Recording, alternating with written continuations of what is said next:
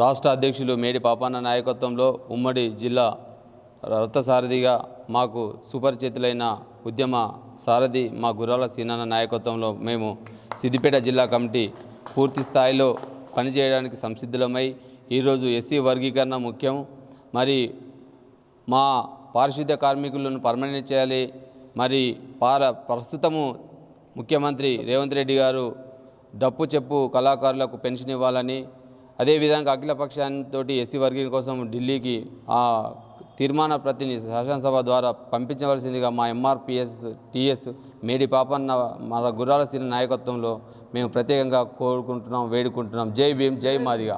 శ్రీ మేడి పాపన్న గారి నాయకత్వం మరియు జాతీయ వర్కింగ్ ప్రెసిడెంట్ గుర్రాల సీనన్న గారి నాయకత్వంలో నూతనంగా ఇలా జిల్లా కమిటీని ఎన్నుకోవడం జరిగింది.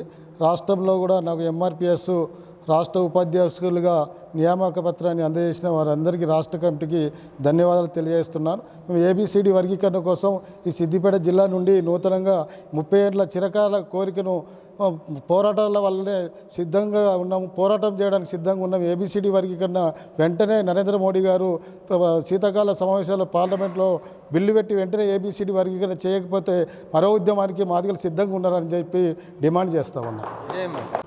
ఈరోజు మేడి పాపన్న నాయకత్వంలో అలాగే గుర్రాల సీనన్న నాయకత్వంలో మాదిగ రిజర్వేషన్ పోరాట సమితి సిద్దిపేట జిల్లా అధ్యక్షునిగా ఎన్నుకోవడం నాకు చాలా ఆనందకరం. ఎందుకంటే గత 20 సంవత్సరాల నుంచి మాదిగ రాష్ట్ర పోరాట సమితిలో నేను వివిధ హోదాలో పనిచేస్తూ ఈరోజు నాకు ప్రమోట్ చేస్తూ జిల్లా అధ్యక్షునిగా ఎన్నుకున్నందుకు మా జిల్లా కమిటీకి అలాగే రాష్ట్ర కమిటీకి అందరికీ ధన్యవాదాలు తెలియజేస్తున్నాను.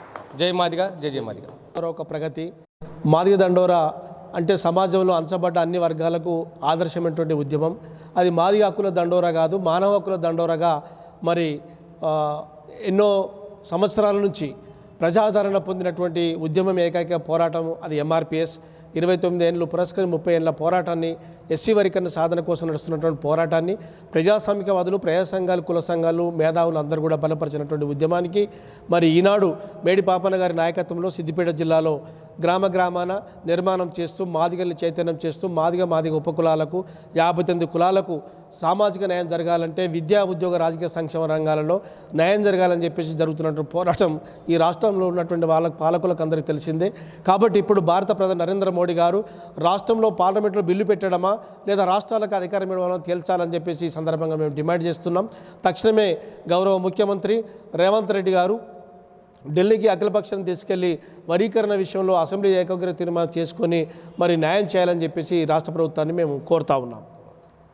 మరిన్ని వీడియోస్ కోసం ఛానల్ ని సబ్స్క్రైబ్ చేయండి, లేటెస్ట్ అప్డేట్స్ కోసం వాట్సాప్ ఛానల్ ని ఫాలో చేయండి అండ్ లింక్ డిస్క్రిప్షన్ లో ఉంది.